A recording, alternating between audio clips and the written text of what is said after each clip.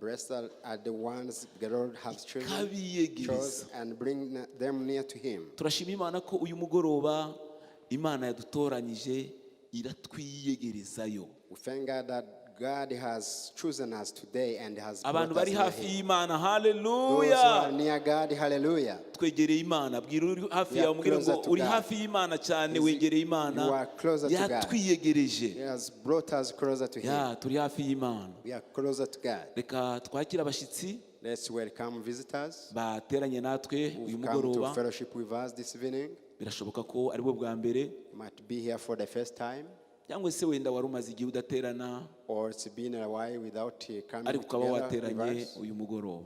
but now you've come. Reka uhaguruke aho uri twakire You kindly stand up so we may kugira ngo welcome nawe you, wisange mu materaniro y'uyu mugoroba. so that you may also feel free in the house of God tonight. Ndabona twese turi abasangwa. We are all from here.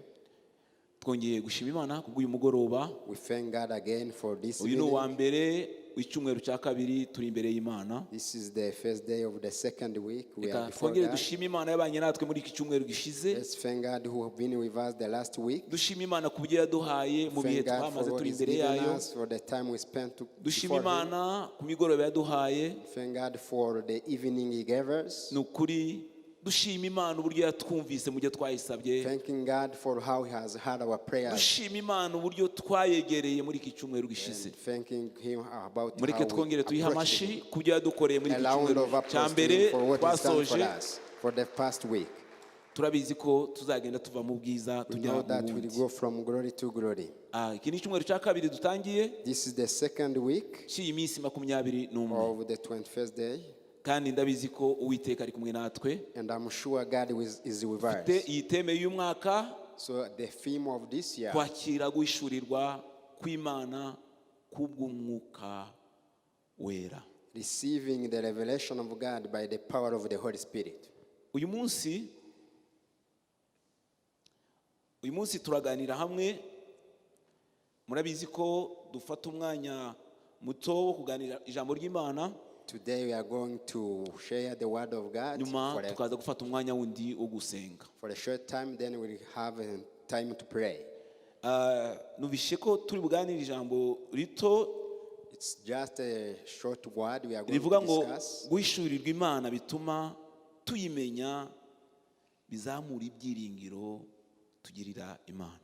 The revelation of God makes us know Him and increase the Guhishurirwa trust we have Imana in Him. bituma tuyimenya, bizamura ibyiringiro tuyigirira. The revelation of God makes us know Him and increase the trust we have in Him. Reka maze nsobanure ijambo rito tuzakomeza gusubiramo cyane muri iyi minsi itatu dufite. Let me explain this word which will guide us through Ni the ijambo time we have. ry'ibyiringiro. It's a word of hope. Dusome mu Baheburayo. Let's read in Hebrews. Ntabwo naritanze hariya mu Baheburayo igice cya 11 Hebrews umurongo wa mbere. chapter 11 verse 1. Abaheburayo igice cya 11 umurongo wa mbere. Hebrews chapter 11 Nagira ngo verse 1. sobanure gato kubijyanye no ibyiringiro. I want to explain about hope. Mfite Bibiliya ijambo ry'Imana. I have the version of the word of God. Haravuga ngo kwizera Imana ni ukwemera ko umaze guhabwa ibyo wiringiye kuzabona. Faith is being sure of things we hope for. Kwizera Imana, Faith, believing in God, ni ukwemera is accepting ko umaze guhabwa ibyo wiringiye kuzabona. that you have got what you hope to find. Bakomeje ariko sibyo nshaka kuvuga, ariko ndashaka This gusobanura is akantu not gato what ahangaha. I want to focus on. Kwiringira Hope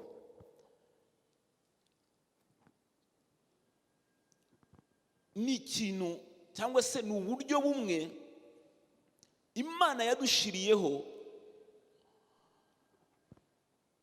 bwo kugaragaza urwego tuyiziho. is a way God has established for us to know, to show the way, the level at which we know Him.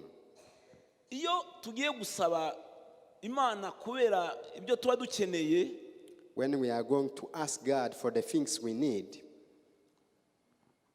ikibanziriza uko kuyisaba what comes before asking Him? nuko tuyiringira ko ibifite It's because we believe He has those things kandi izabiduha. and that He will give them to us.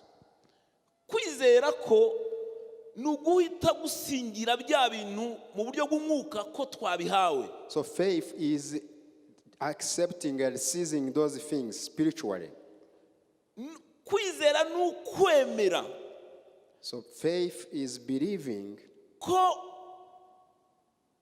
umaze guhabwa ibyo wiringiye, mbese ibyo wasabye ubyiringire ko uzabona. faith is being sure of things we've hoped for. Kwizera ni amaboko yakira ibyo twiringiye ko tuzabona. Faith is the hands that receive what we hope to get. Imana yacu ikeneye ko tuyiringira ijana ku ijana. Our God needs us to hope in Him 100%. Ikeneye ko mbere yuko tuyisaba tugomba kuba tuyiringiye. We should have hope in Him before we ask Him. Nyuma tukaza kuyizera ko ibyo ngibyo twasabye tubyiringiye ko tubihawe. Then we believe thereafter that what we have asked before we have Kandi received. tuzabibona. And then that will get it. Kwiringira mwabyumvise? Have you understood hope? N'urugendo rubanziriza kwizera ndetse runabanziriza no gusaba. It's a journey that precedes faith and is in asking. Ibyo twizera tuba twasabye tubyiringiye, What we believe in that we ask for while being hopeful, turabibona. we get it. Ariko nifuza ko muri iyi minsi tuzaganira kuri iki kintu cyo kwiringira Imana. But I want us to discuss about these days in what hope.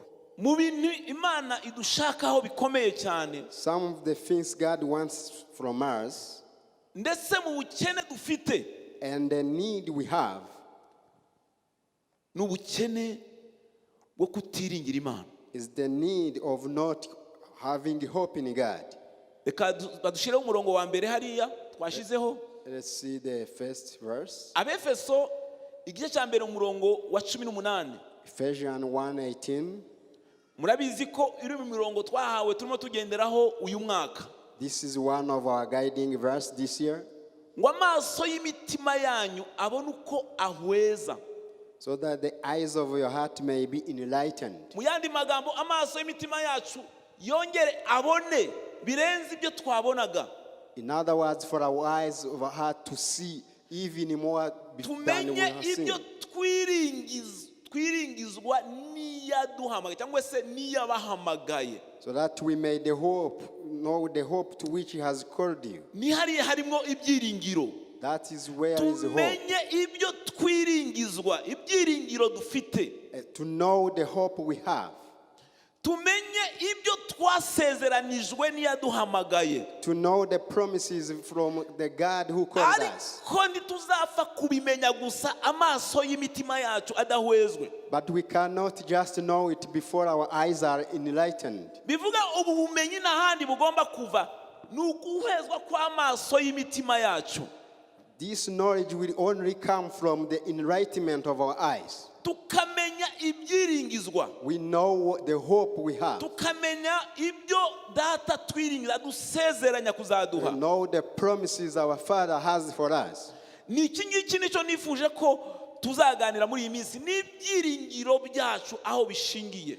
This is what I want us to discuss, the basis of our hope. N'urwego rw'uburyo twiringira ibyo twiringijwe.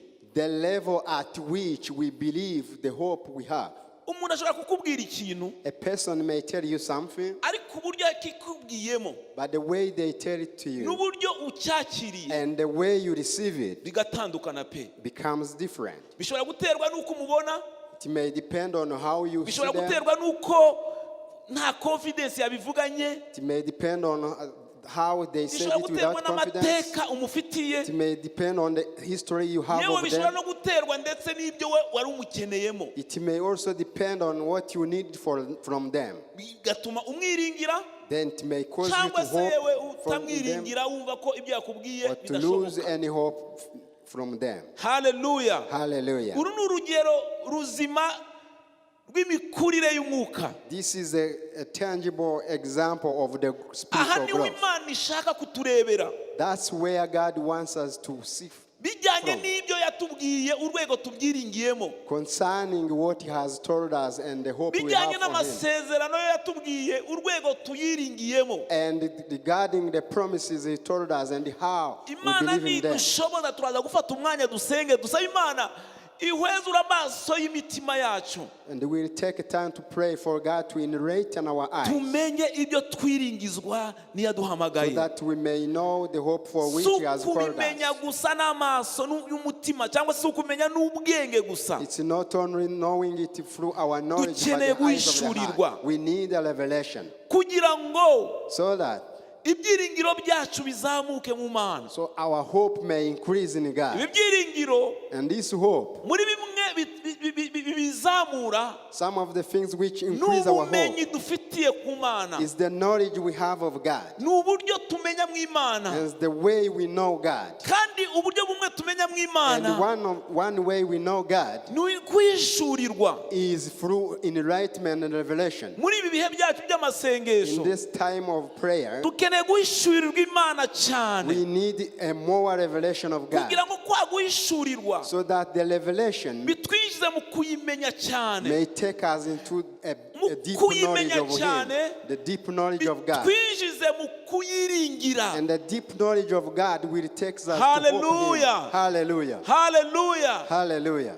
Kuyimenya, Knowing God, kuyihishurirwa, getting a revelation of bitwinjize mu God, kuyimenya cyane, and knowing Him deeper kuyimenya cyane, and knowing Him bituzamure better mu rwego rwo will kuyiringira. increase our hope in Him. Kandi uru rwego rwo kuyiringira, And this level of hoping in Him, niyo pwe zima, niho abakristo tugaragarira, that's where Christians should be niho tureberwa, manifested. nicyo gipimo cy'imikurire yacu mu buryo bw'umwuka. That's the basis for which we get to know our spiritual Aha growth. niho tugaragariza intege nke zacu, That's where our weakness are aha found. naho hagaragarira imbaraga.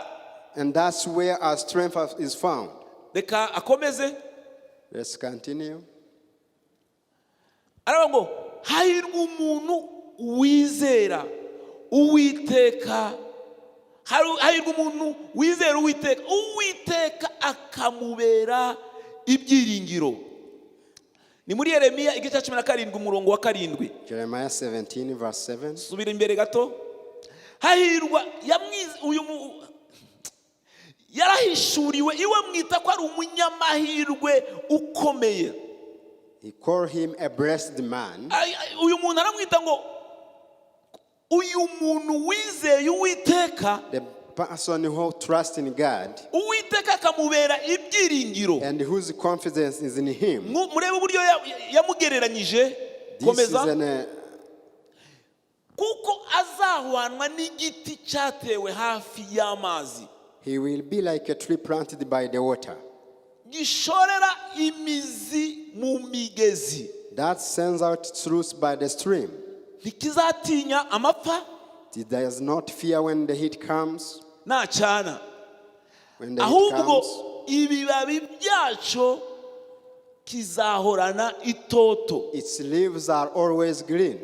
ntikizita ku mwaka wacanwemo amapfa, It has no worries in air of drought and never fails kandi to bear fruit. ntikizareka kwera imbuto zacu. And it never fails to bear fruits. Ngubu buzima Imana idushakamo, This is the life in which God wants us. irashaka ko twizera Imana ikatubera ibyiringiro byacu. He wants us to believe in Him and put our confidence in Him.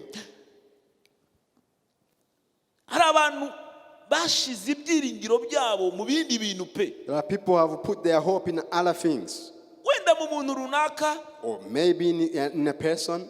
wenda mu bantu babanye, reka mbyite gutyo, umugore agashira ibyiringiro mu mugabo we mu buryo burenze.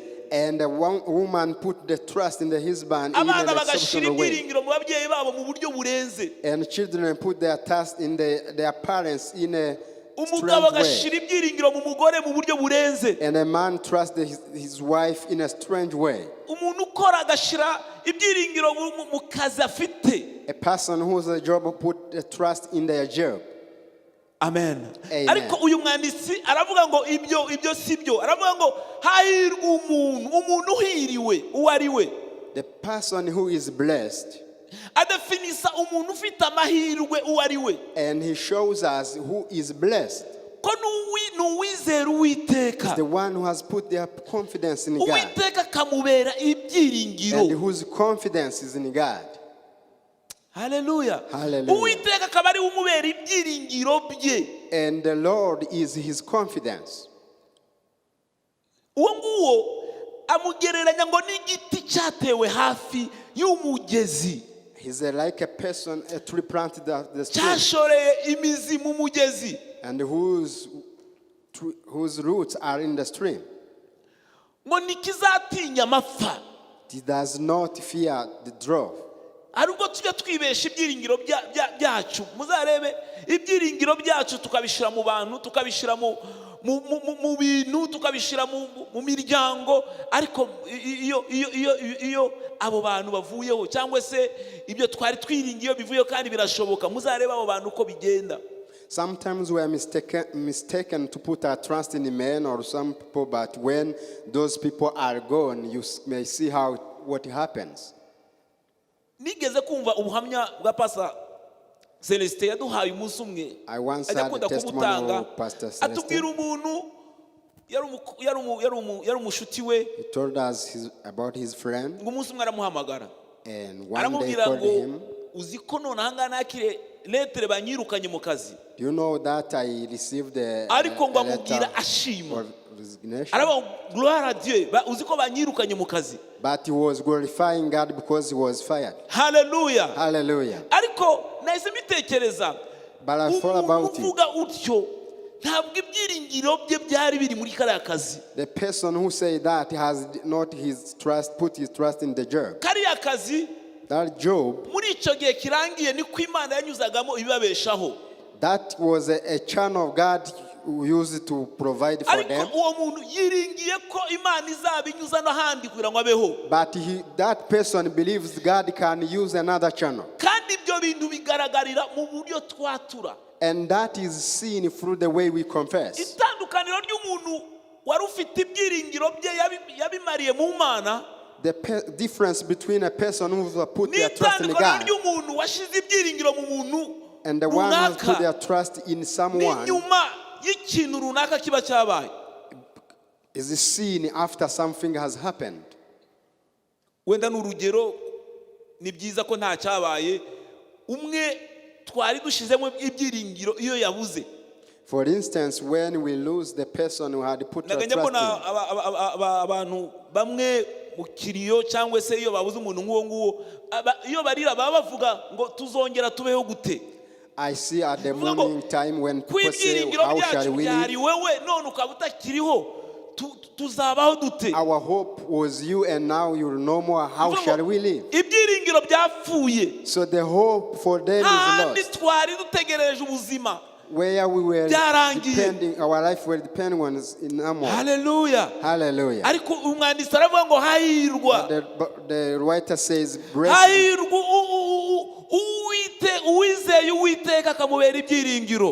blessed is the man who trusts in the Lord. He will be like a tree planted by the stream of water.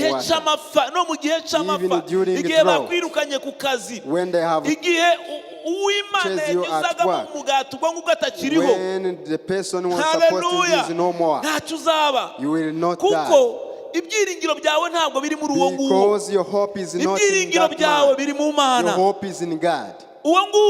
That person, see the words he's used.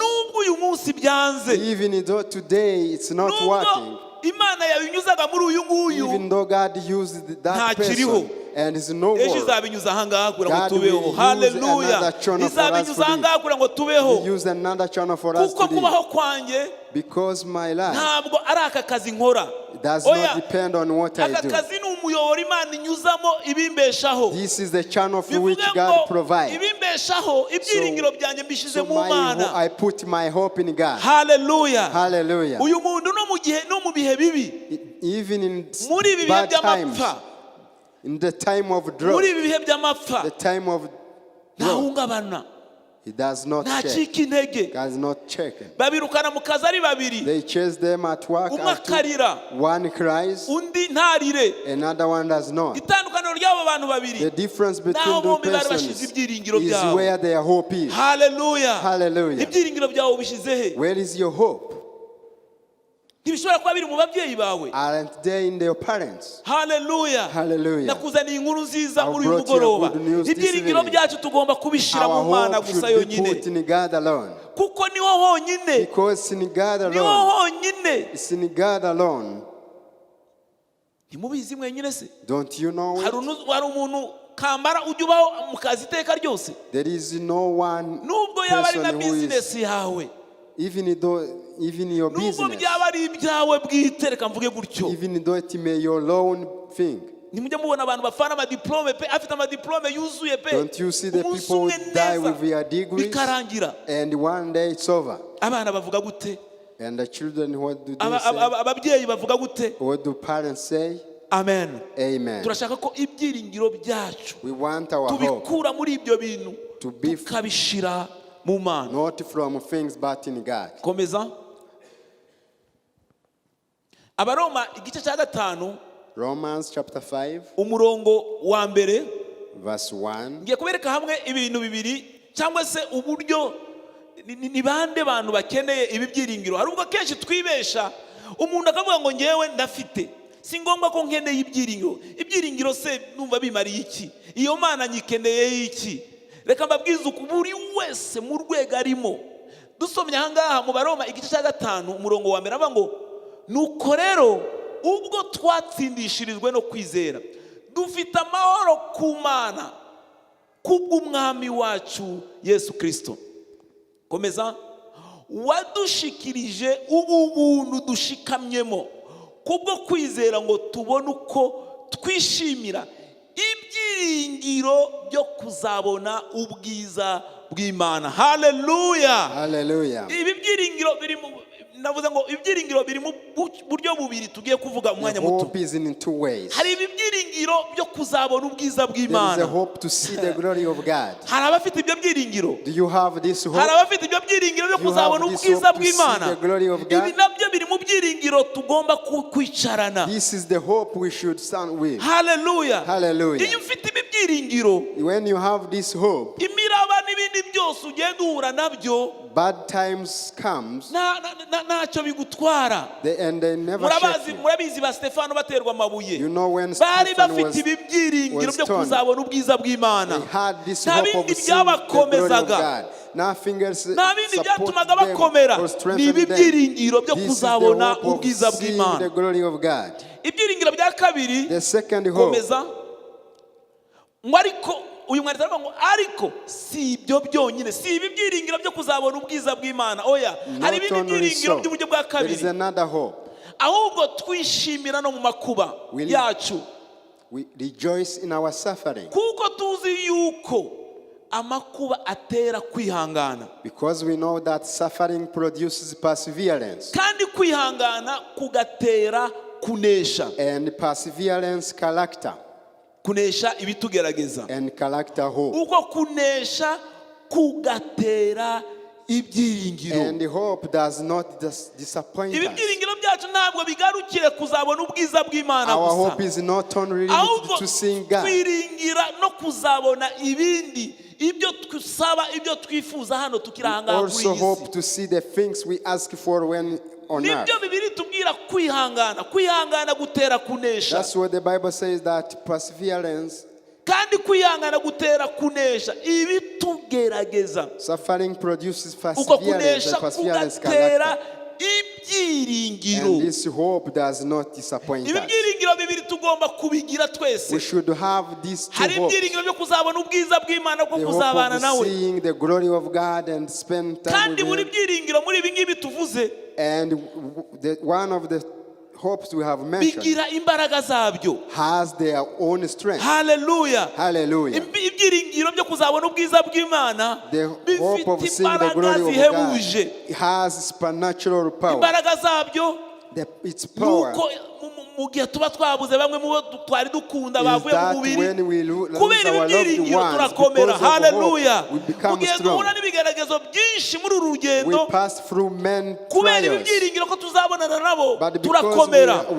we believe Ibi we byiringiro bya see kabiri them, nabyo we get strength. mu byo duhura nabyo bitugerageza, So in what mu the byo trials we tuba pass through, tudafite twakagombye kuba in the dufite, things we should have but we don't mu have, nzara duhura nabyo, in the hunger we face, ariko twiringira ko ejo tuzarya, we believe that tomorrow we'll get food, bigatuma dukomera nabyo. and then we are strengthened. Nyuma yo kwiringira Imana ko izabiduha, After hoping that God will tukizera give ko it to tubihawe, us, we believe that's given to ibyo ni us, imbaraga zidukomeza. and that's the power that strengthens us. Hallelujah. Hallelujah. Hallelujah. Hallelujah. Izo ni imbaraga zidukomeza, That's the zigatuma strength the tudahungabanywa power that n'ibyo duhura strengthens nabyo us, byose. and we are not shaken by what we Hallelujah. face. Tugiye kujya Hallelujah. gusenga, We are going to pray. reka komeze gato. Bene ibyo byiringiro ntibikoza isoni, And hope does not kuko disappoint urukundo us. rw'Imana rwasabye mu mitima yacu kubw'umwuka wera twahawe. Because God has poured out His love into our hearts by the Holy Ibi Spirit whom byiringiro has by'ubu given. buryo bubiri, The hope of these two iyo ways, wabihagazemo neza, when you stand them well, ntabwo ukorwa n'isoni pe, you cannot be put to shame. ntabwo umwara, ntabwo You ukozwa cannot be n'isoni. put to shame. Hallelujah. Hallelujah. Bivamo umusaruro ukomeye, bivamo imbaraga zidasanzwe. You get much strength from Ni it. hahandi wari umuntu ukamwibazaho ukibaza ngo byagenze gute. That's where you Ntabwo ask nari what nzi had ko biri happened to bugende someone. gutya. You didn't know that would Ariko happen that way. ndatangaye kuba nk'ubonye umeze gutya ukomeye gutya. But I am surprised that you are this Hari way. abantu bagiye barwara mu buzima bwacu tubona, There are people who got sick in this ariko life, wabona uburyo bitwara mu burwayi bwabo, but when you see how they behave ugatangara during the ukibaza niba ari sickness, urwaye ukabibura. you wonder why they behave the Kandi way they imibiri behave. irimo ibarya bananiwe, Why they were in pain. ariko kubera ibyiringiro babaga bafitiye But Imana, because of hope they waba had in bagiye God. kumusura ahubwo akaba ari ugukomeza. And you go to visit Hari them and umuntu they're wari the wahura one to n'umuntu nk'uwo strengthen nguwo, you. Have you ever met such person? akaba ari ugukomeza. And they're the one to strengthen you. Aba ari ibyiringiro, That's aba the yarahishuriwe hope they ubu have. buntu budasanzwe, They have a ubu buntu revelation of dushikamwemo this, Bibiliya a yavuze. special hope. Reka turebere hamwe kwiringira, turebe ibi bintu bine abiye dusorezaho. Kwiringira Uwiteka n'urwego rw'ikirenga mu bw'ubwami bw'Imana. Hope having happened in God is a highest level Ni in the kingdom level of God. idasanzwe It's the highest level muri uru rugendo rwacu in mu our buzima journey, bwa gikristo. in our Christian journey. Iri hame rya kabiri, The second principle, agaciro k'Imana mu buzima bwawe kareberwa mu buryo uyiringira, the value of God in your life is seen through cyangwa how se you believe, gapimirwa hope in Him. uburyo wowe uyiringiyemo. Is measured by why you hope in God. Agaciro k'Imana cyangwa se igipimo Imana igezemo, cyangwa se Imana uburyo ingana mu buzima bwawe bipimirwa uburyo uyiringiye. The magnitude of God in your life is measured by how you hope in Him. Agagatatu karaba ngo agagatatu, urugero wiringiramo Imana bijyana n'urugero wayihishuriwemo. You hope in God at the same time as in the same way you have a revelation of Him. Ntabwo waba utayishuriwe Imana cyangwa se warayimenye mu buryo bw'ubwenge bwawe uyiringire, cyangwa se ibyiringiro byawe biba bishikamye muri yo. Without the revelation of God, you cannot hope in him. Level tugenda tumena mu Imana kuva ku rwego rwa mbere kugenda uzamuka bigenda bingana n'urwego ugenda uyishurirwamo ugenda uyiringiramo. The level at which we get the knowledge of God is based on how the revelation we get of him. Akakane karavuga ngo itandukaniro ryo mu mikurire y'umwuka bigaragaza n'urwego wiringiramo Imana. The difference of spiritual growth is shown or portrayed through the level at which you believe in God. Nirwarugero nabahaye rw'abantu babiri umwe wiringira Imana n'undi wiringira umuryango. Iri tandukaniro ry'aba bantu babiri n'urwego twiringiramo Imana. It's like the example I gave you of two people, one who believe in God and one who believe in person. Badushiriyeho ibyifuzo turi busengere. Let's see the prayer request. Ezra igice cya 10 umurongo wa 2. Ezra 10 verse 2. Aravuga ngo maze Shekaniya mwene Yehiyeli umwe wo muri bene Elamu abwira Ezra ati twacumuye ku Mana yacu dushaka abagore b'abanyamahangakazi bo mu mahanga yo mu bihugu ariko noneho muri ibyo haracariho ibyiringiro by'uko Abisirayeli bakira. Hallelujah. Hallelujah. Nubwo twakoze ibyangwa n'Uwiteka, even though we have done an abomination, nubwo tumaze igihe kirekire, even though it's been long, ariko haracariho ibyiringiro. but there is still hope. Ngiki cyifuzo cyacu cy'uyu mugoroba tugiye gusengera. This is our prayer Ijambo request ry'Imana this mu evening. Baheburayo The word of God in igice Hebrews cya 10 umurongo wa 24, verse 10, chapter 10 verse 24. 24 cyangwa 22 aravuga ngo mukomeze kwatura ibyiringiro byanyu. Continue to profess your hope. Mukomeze kwatura ibyiringiro Continue to byanyu. profess your hope. Mu Batesalonike ba mbere umurongo wa 5, 1 Thessalonians verse igice cya 5. 5 umurongo wa 24 akabikonfirma akavuga ngo It confirms it, saying, iyabisezeranyije niyo kwizerwa no kubikora izabikora. he who promised is faithful and he Icyo will do dusabwa it. twebwe ni ukwatura ibibyiringiro amasezerano dufite. We are required to just confess the promises Muri we iyi have. minota mike isigaye In the few minutes tugiye remaining, gusenga kandi turasenga muri ubu buryo. we are going to pray Tugiye this way. kwatura ibyiringiro byacu. We are going to profess Hallelujah. our hope. Tugiye kwatura ibyiringiro byacu ko going to tutazakomeza proclaim our kurwara. hope that we- Tugiye kwatura ibyiringiro byacu. Hari ibyiringiro uyu mwanditsi aravuga ngo nubwo ibi ngibi byabaye, Even though this happened, nubwo maze igihe kirekire ndwaye, even though I'm sick for a long nubwo time, maze iminsi myinshi mu bushomeri, even though I've been jobless for nubwo quite maze long, iminsi myinshi usaba ntusubizwe, even though you ask and ariko you reka don't get nongere an nkubwire uyu answer, mugoroba ko let me hakiri tell you this ibyiringiro. feeling that there is still hope. Birahari pe.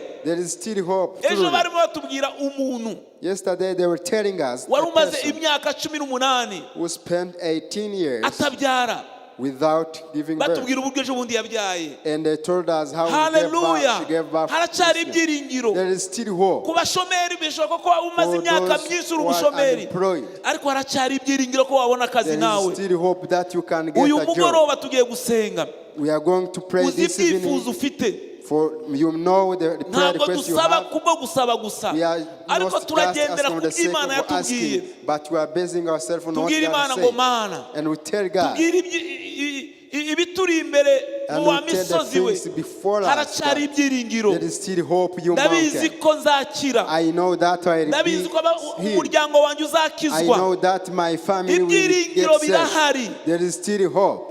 Hallelujah. Hallelujah. Ibyiringiro birahari. There is still hope. Iminota isigaye mike 15. The remaining 15 Mureke minutes, duhaguruke twese. let's stand up. Tugiye We gusenga muri ubwo buryo. are going to pray in this way. Hallelujah. Tugiye gusenga muri ubwo buryo. Tugiye kwatura ibyiringiro dufite. We Tugiye profess the ntabwo hope we ariko have. bizahora. It's not Abana banjye human ntibazahora bananiranye. Not- Hari naturally ibyiringiro not ko gonna be bazakira. unbearable. Hari ibyiringiro ko bazakizwa. There is Hari hope ibyiringiro that ko will get nzakira. There Hari is hope ibyiringiro that ko will- nzabona that akazi. will get a Hari job. ibyiringiro ko There is nzashaka. hope that Uyu will get mwaka married. nzubaka urugo. This year I Ibyiringiro will get birahari. married. There is hope. Bibiri dusezeranya ko tugubyatura. The Bible Ko Imana yacu ariyo kwizerwa no kubikora izabisohoza.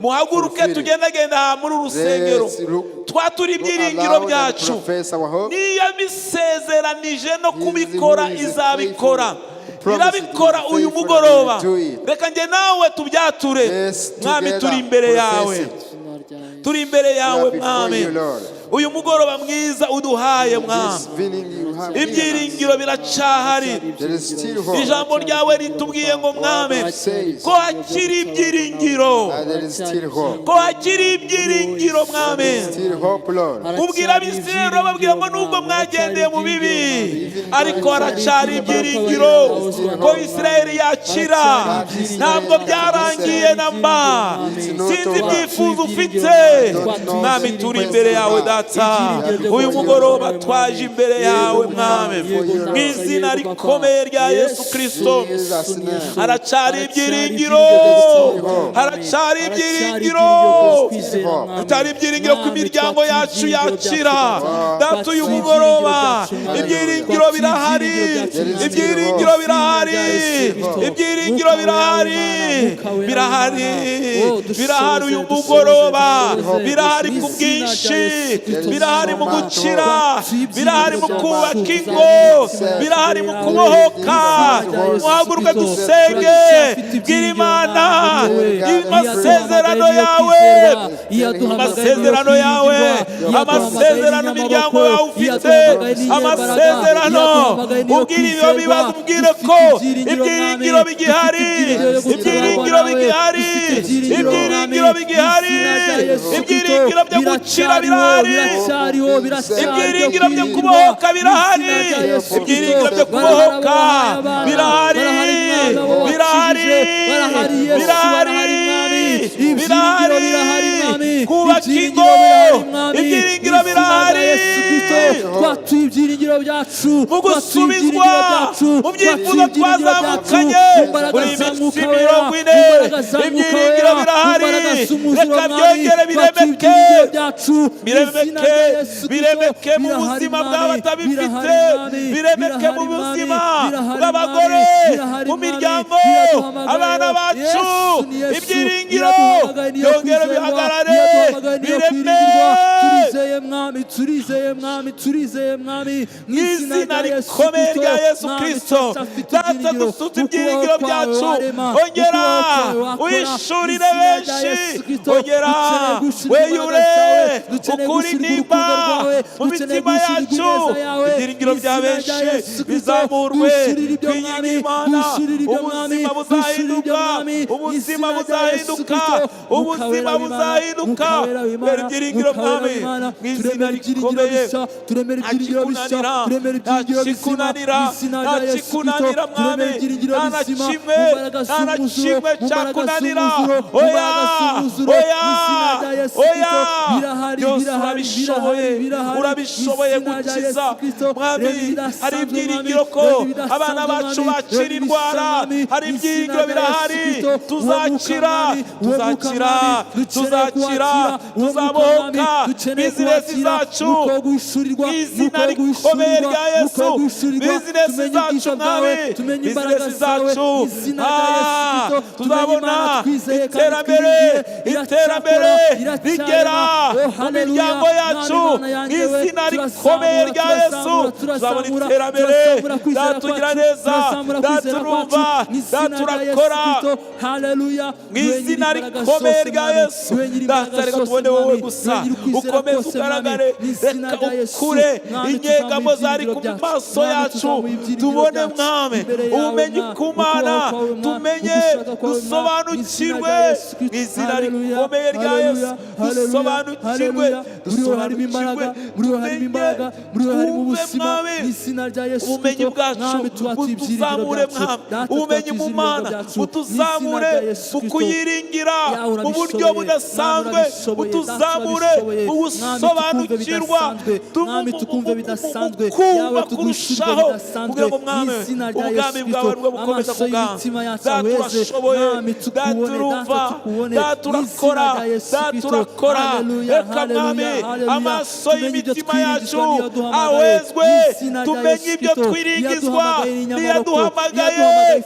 Data mu gukomera kwacu, mu gukomera kwacu, mu gukomera kwacu ngizi imbaraga dukeneye, mu gukura k'umwuka dukeneye, mu gukura k'umwuka dukeneye.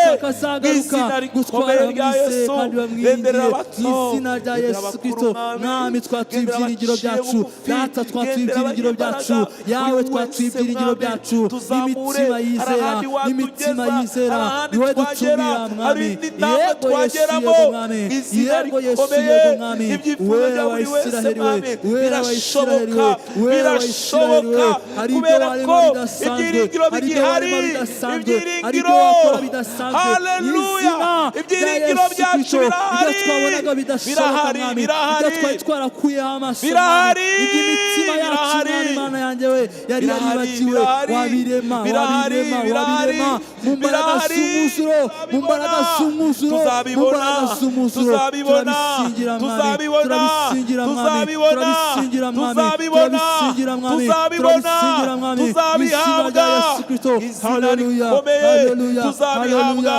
haleluya. Tuzabihabwa, tuzabibona, tuzabitegereje. Izina rikomeye tumaze igihe tubisengera. Oya, ntabwo kumara iminsi bisengerwa, ntabwo ari byo bituma bidasohora. Ijambo ryawe rirarema mu izina rya Yesu. Uyu mugoroba ijambo ryawe rireme, uyu mugoroba ijambo ryawe rireme, urashoboye, imiryango urashoboye. Hari ibyiringiro gukira ku miryango yacu, hari ibyiringiro gukira ku miryango yacu. Urabishoboye mwami, urabishoboye, urabishoboye, urabishoboye, wabikora, urabishoboye, urabishoboye. Muri wowe mwami, muri wowe data, muri wowe papa, harimo ibyiringiro. Muri wowe mwami, harimo ibyiringiro. Muri wowe mwami, harimo ibyiringiro. Data, data, data, niwe dutumbira mwami, niwe dutumbira mwami, niwe twegera data, niwe twegera data. Tumenye ibyo twiringizwa niyaduhamagaye. Birahari mwami, birahari ibyo twiringizwa mwami, birahari ibyo twiringizwa mwami, birahari ibyo twiringizwa mwami, birahari ibyo twiringizwa mwami. Izina rya Yesu reka tubisingire, reka tubyakire, reka tubisingire, reka tubyakire mwami. Wongere ugarure ubwoko bwawe. Ibyiringiro by'ibyo tuzabona, ibyiringiro by'ibyo tuzabona, ibyiringiro by'ibyo tuzabona, ibyiringiro by'ibyo tuzabona, haba muri ubu buzima turimo, haba mu buzima bw'ibihe bizaza. Izina birahari, tuzabirebesha amaso yacu, tuzabirebesha amaso yacu. Kwizera kukabikurura, tukabyakira, tukabyakira, tukabyakira, tukabyakira, tukabyakira. Izina rikomeye rya Yesu birahari, turabyakiriye mwami, turabyakiriye mwami, abana tuzababona mu miryango itabafite, tuzababona. Barahari, barahari, barahari, barahari, barahari, barahari, barahari, barahari. Abana barahari, imiryango myiza irahari, imiryango myiza irahari, imiryango myiza irahari. Tuzayibona, tuzayubaka, tuzayubaka, tuzayubaka, tuzayubaka, tuzayubaka, tuzayubaka. Tuzubaka imiryango mizima myiza. Birahari, izina rikomeye rya Yesu. Data turi imbere yawe, reka uyu mugoroba mwami weyure, weyure, weyure, weyure mwami. Ibyiringiro aho twari twarashize ibyiringiro, reka mwami mwiza tubikureyo. Ibyiringiro byacu byose tubigarurire kuri wowe, tubigarure kuri wowe mwami.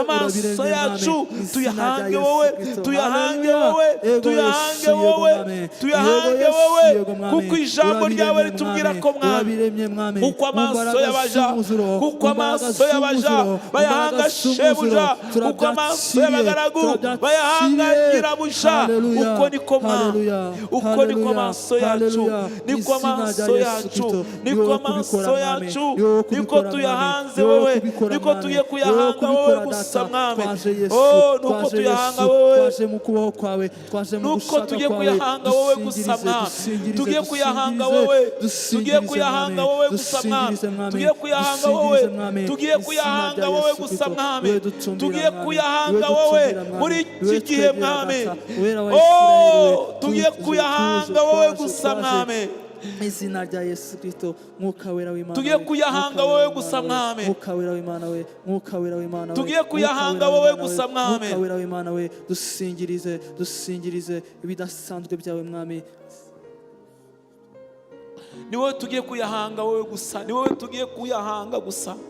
Reka ahandi hose twari twubakiye mwami, ahandi twari twubakiye, ahandi twari duhanze amaso, ahandi twari twiringiye, ahandi ibyo twari twiringiye mwami, ibyo twari twiringiye, ahandi twari twubakiye mwami, nukuri reka hose mwami, reka hose mwami, reka hose abariwe duhanga amaso gusa mwami, urakoze kuko Imana yacu, ushimwe kuko ugiye gukora, ushimwe kuko ugiye gukora ikintu gisha, ugiye gukora ikintu gisha, ugiye gukora ikintu gisha, ugiye gukora ikintu gisha mwami, ugiye gukora ikintu gisha mwami, ugiye gukora ikintu gisha, ugiye gukora ikintu gisha mwami, ugiye gukora ikintu gisha data, oh ugiye gukora ikintu gisha mwami.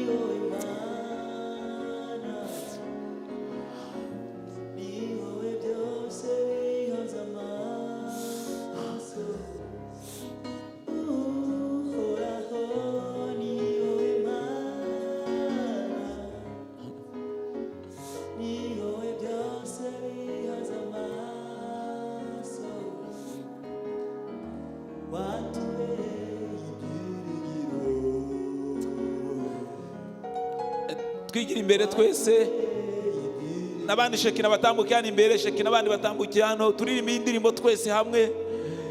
Let's all together sing this song.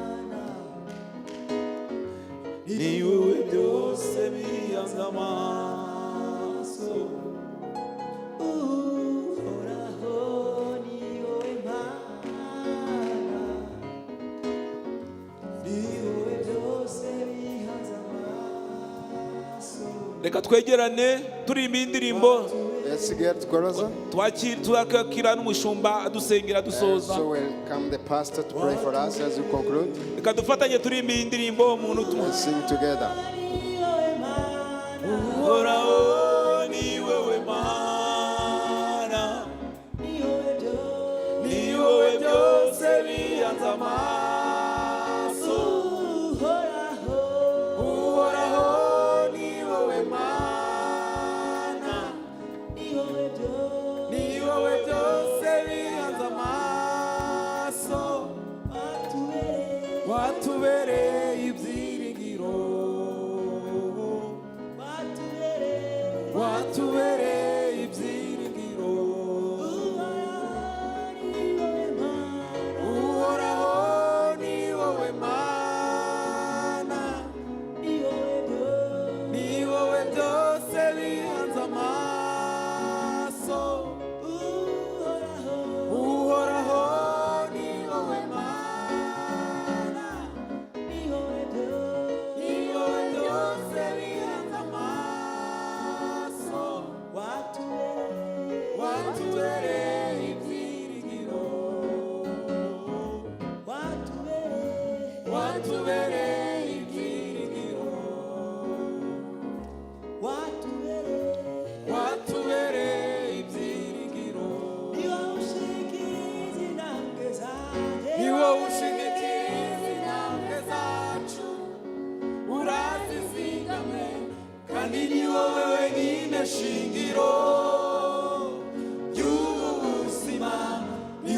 ushikiriza intambwe zacu urazizigamye kandi ni wowe wenyine shingiro ry'ubuzima.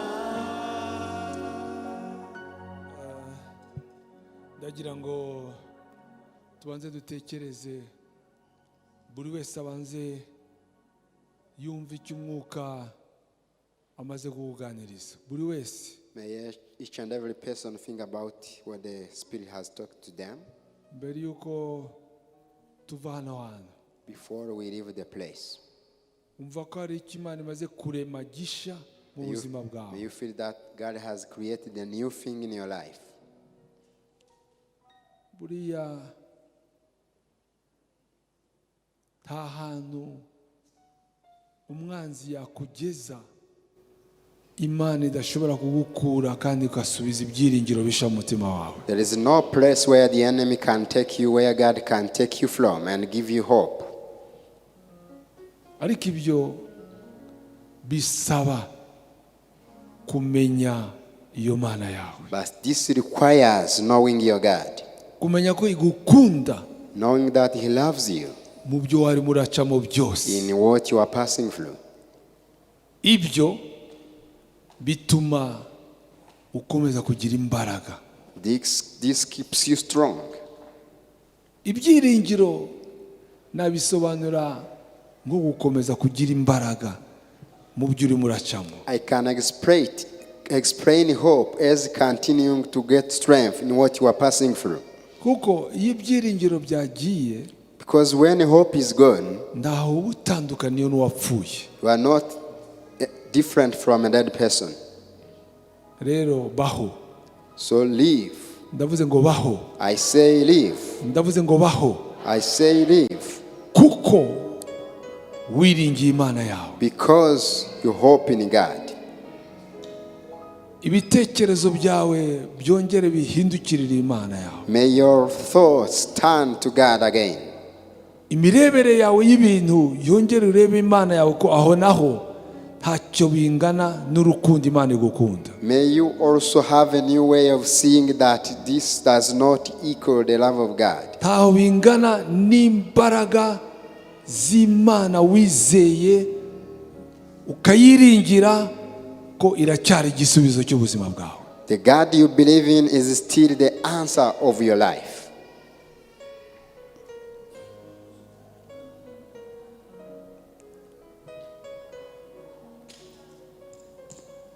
Iracyari Imana y'imbabazi. It's still a God of mercy. Iracyafite urukundo kuri wowe. Still has love for you.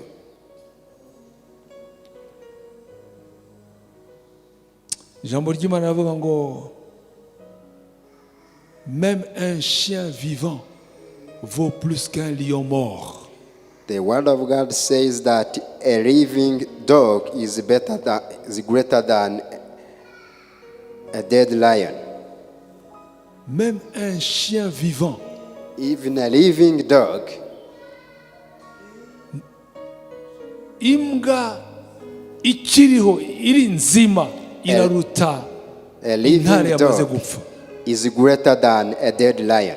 Bisobanura ngo as long as uriho, Meaning that as long as you live, kuko uriho, because you live, ukwiriye gukomeza kugira ibyiringiro ko uriho kugira ngo ubone amashimwe mashya mu kanwa kawe. must continue to have hope and have new praise in your mouth. Ibyo rero bizaterwa n'ibyo usohora. Wabyumvise? Ibyo This will urekura mu kanwa depend on kawe. what you speak.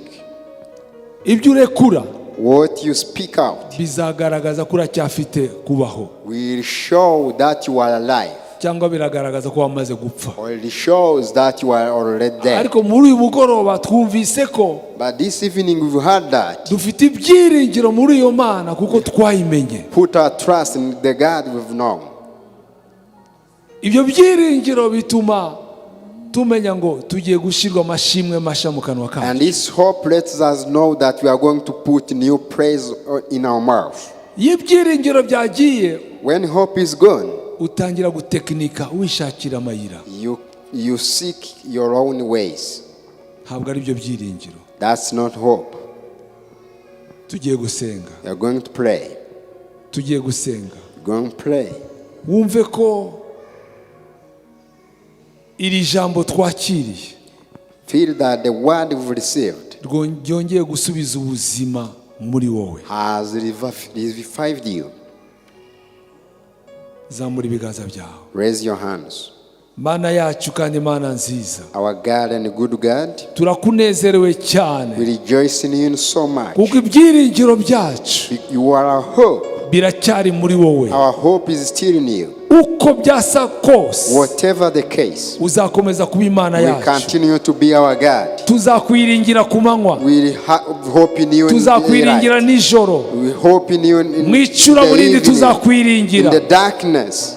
Aho We hope umwanzi in you. yashaka kutugeza hose, Wherever the enemy may take nta us, mbaraga bizatugiraho, they have no power over us. kuko Because nta mugabane dufiteho, he has no share over nta us. mugabane He dufiteho, has no part in us. kuko turi abawe Yesu. Because we belong to you, Jesus. Nta n'uburyo akidufiteho, And there is no way he Nta has buryo take hold of adufiteho. us. He has no means nta upon us. n'ubushobozi He has adufiteho, no power over us. kuko niwe bushobozi Because bwacu, you are our power. niwe mbaraga You are zacu, our strength. niwe byiringiro You are byacu, our hope. niwe kunesha You are kwacu. our victory. Mana We turakwishimiye, rejoice in you, Lord. turakunezerewe dawe, We rejoice in you, Father. kuko wongeye kuzura, Because you have revived wongeye kuzura ibyiringiro byacu, our hope. kuko ari we watwihishuriye. Because you are the one who revealed yourself to Wongere us. utwihishurire May you reveal yourself to mu us mbaraga again. z'ubumana, With mu the power, mbaraga z'ubumana turusheho the power kukumenya, of godliness, may we know you more, turusheho kukumenya, know you better, turusheho kukwishimira, continue to better understand turusheho you and kubyumva rejoice in cyane, you, better understand turusheho kubyatura cyane, and confess it even more, turusheho kubyakira cyane, and receive it even more. maze dushirwe amashimwe mashya mu kanwa And our kacu, mouth will be filled with praise. maze dushirwe amashimwe mashya mu kanwa kacu, And our mouth will, in our mouth will be kuko put ntabwo down. uzemera ko icyubahiro cyawe gihabwa undi muntu. Because we will not give your glory to another. Icyubahiro cyose ni icyawe, All the glory belongs to you. kunesha kose ni ukwawe, Victory is yours. kuko Because ni wowe mugenga w'ubugingo bwacu, you are the author of our niwe life. mugenga w'ubugingo You are bwacu, the author of our niwe lives. mugenga w'itorero You are ryawe, the author of the niwe church. mugenga w'imiryango You are yacu, the author of our niwe families. mugenga w'igihugu The cyacu, author of the niwe country. mugenga, niwe mugenga, The one who niwe mugenga wacu. governs.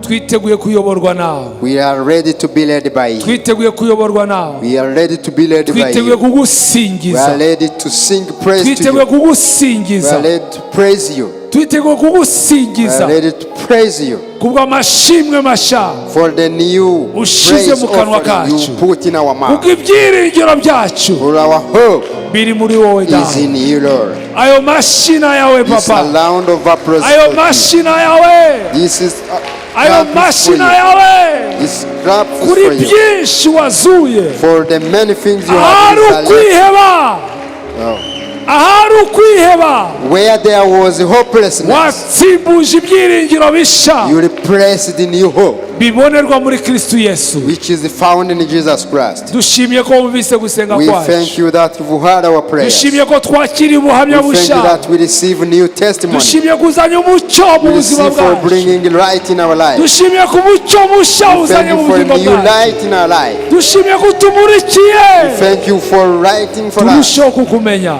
so we may know you better. Ni mu izina rya Yesu In gusenze, Jesus' name we pray. na sisi wote And tunasema, all say amen. na sisi wote And tunasema, all say, hindukira mugenzi wawe, turn to your neighbor umubwire, gira and ijambo tell umubwira them ry'ibyiringiro, a word of hope. mubwire Tell them a word of hope. kandi uryakire And nk'iwawe. may you receive it as a prophecy. zogera kuco yavuze zogera naho yambwiye kuko Imana atari umuntu bibeshe